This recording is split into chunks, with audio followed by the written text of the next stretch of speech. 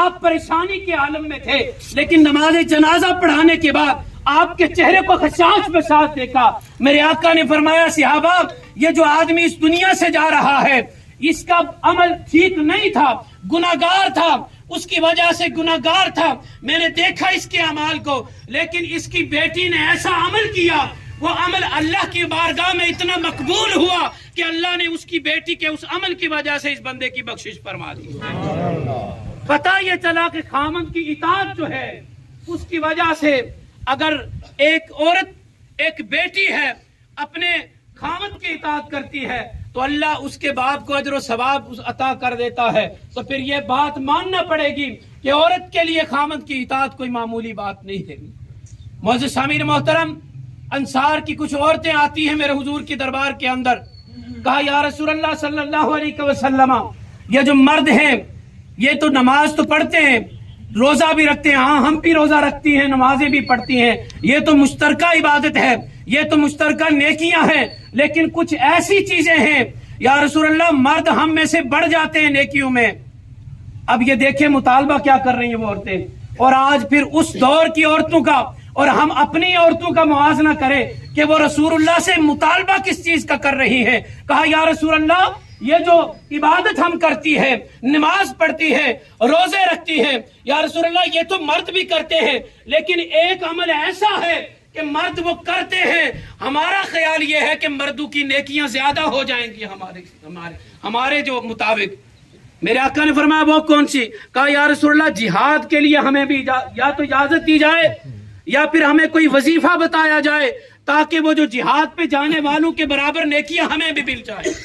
معزز سامعین محترم، ذرا اندازہ لگائیں ان عورتوں کا مطالبہ، یعنی اس وقت عورتوں کا مطالبہ کیا تھا، وہ بھی تقوی اور پرہیزگاری کا مطالبہ تھا۔ آج ہم سوچیں کہ ہماری عورتیں کس چیز کا مطالبہ کرتی ہیں، یا تو بازاروں میں گھومنے کا مطالبہ ہوتا ہے، یا دنیا کی تر و تازگی کو دیکھنے کا مطالبہ ہوتا ہے، یا کسی میلے پہ جانے کا مطالبہ ہوتا ہے۔ لیکن ادھر دیکھیں جس نبی کا ہم کلمہ پڑھ رہے ہیں، جس نبی کی شریعت کے ہم دعوے دار ہیں، اس نبی کے دور کے اندر ان عورتوں کا حال کیا تھا۔ کہا یا رسول اللہ مرد نیکیوں میں ہم سے بڑھ نہ جائیں، ہمیں بھی کوئی وظیفہ بتائے۔ تو میرے آقا نے یہ نہیں فرمایا کہ تم گھروں سے نکل جاؤ، نہیں، میرے آقا نے فرمایا تم گھروں میں رکی رہو، شریعت کی پابندی کرتی رہو۔ جو مرد تمہارے جہاد میں جا رہے ہیں، جو جہاد کا ثواب اس مرد مجاہد کو لڑنے کے بعد ملے گا، میرے آقا نے فرمایا تم گھر میں ٹھہری رہو، اس مجاہد کا ثواب اللہ تمہیں گھر میں بیٹھے ہوئے عطا فرما دے۔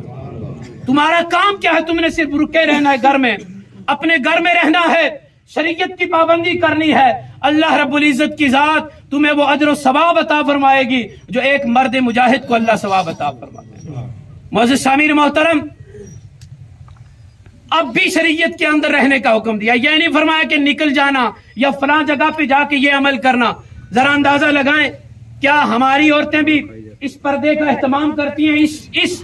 اس بات پر جا کر بھی میرے آقا نے یہ نہیں فرمایا کہ گھر سے نکلنا، اور نہ ہی ان عورتوں نے کہا یا رسول اللہ ہم گھر سے باہر نکلیں گے، نہیں، فرمایا ہم رکی رہیں گی۔ بلکہ یہاں تک بھی آپ سن لیں جب اس وقت عورتوں کو نماز کی اجازت ہوا کرتی تھی، میرے آقا نے فرمایا جو عورت خوشبو لگا کر اللہ کے گھر میں آئے گی، نماز پڑھے گی، اللہ اس کی عبادت کو قبول نہیں کرے گا۔ یہ جسے ہم ایک تو پردے کی بات کی، اور پردے کی یہ بات یاد رکھے، میں نے آقا نے فرمایا جس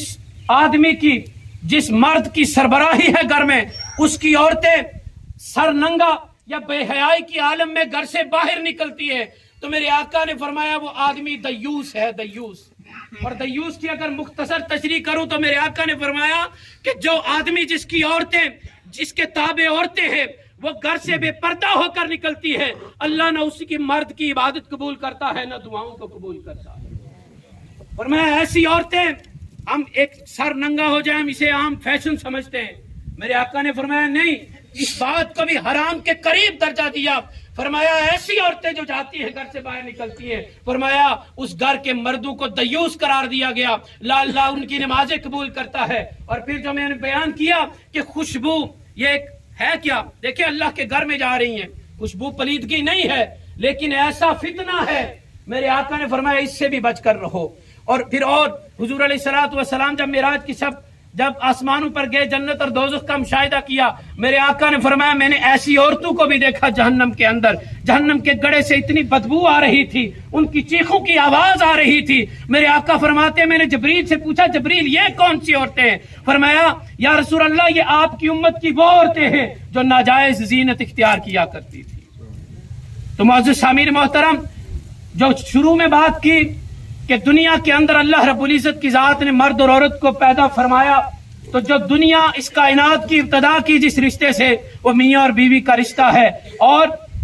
جس طرح میں نے یہ حدیث بیان کی کہ اگر مرد اللہ اور اس کے رسول کی اطاعت میں رہتا ہے، عورت اس کی اطاعت کرتی جائے، وہ یوں سمجھے کہ وہ جنت کا فاصلہ طے کر رہی ہے۔ تو معزز سامعین محترم، دعا ہے جو کچھ بیان کیا مجھ سمیت اللہ رب العزت کی ذات ہمیں عمل کرنے کی توفیق عطا فرمائے۔ وما علیہ الا البلاغ المبین۔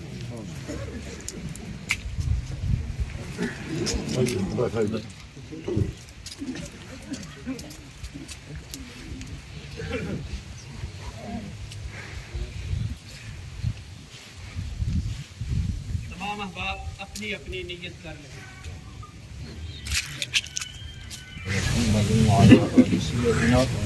وأصحاب سيدنا وأزواج سيدنا وأهل بيت سيدنا ومولانا محمد صلاة تنجينا بها من جميع الأحوال والآفات وتقضي لنا بها جميع الحاجات وتطهرنا بها من جميع السيئات وترفعنا بها على الدرجات وتبلغنا بها أقصى الغايات من جميع الخيرات في الحياة وبعد الممات إنك على كل شيء قدير إنك على كل شيء قدير إنك على كل شيء قدير ربنا اغفر لي ولوالدي ولمن تولد وارحمهما كما ربياني صغيرا اللهم اغفر لي ولأستاذنا ولمشايخنا ولوالدي ولجميع المؤمنين والمؤمنات والمسلمين والمسلمات الأحياء منهم والأموات إنك مجيب الدعوات ومنزل البركات ورحمة وقاضي الحاجات وعلاج وكلمات طيبات طاهرات اس بندہ ناصر نے تلاوت کی نماز نظام کی ادا کی ہے، اس کو اپنی بارگاہ ناز میں شرف پذیرائی عطا فرما، اس کا ثواب حضور نبی پاک رؤوف الرحیم صلی اللہ علیہ وسلم کے پاک دربار میں پیش کرتے ہیں۔ بولوں آپ کی عظمتوں کا وسیلہ کل انبیاء اولیاء جمیل مومنین مومنات مسلمین مسلمات کی ارواح کو ثواب کرتے بالخصوص ان کو کا وسیلہ قبلہ مائی صاحبہ کی روح کو اصالہ ثواب ہے قبول منظور فرما کے درجات میں بلندیاں عطا فرما، موت کو شہادت کی موت بناتے ہوئے قبر کو طاقت کا کشادہ فرما، قبر میں بار بار معرفت مصطفیٰ پہچانے مصطفیٰ نصیب فرما، عشر کے روز انہیں آقا علیہ الصلوۃ والسلام کی شفاعت کبریٰ نصیب فرما، ان کے لواحق ان کو صبر کرنے پہ عاجز عظیم عطا فرما، سب کو اپنی موت کے لیے تیاری کرنے کی توفیق عطا فرما، وصلی اللہ تعالی علی حبیبہ محمد وعلی آلہ وصحبہ۔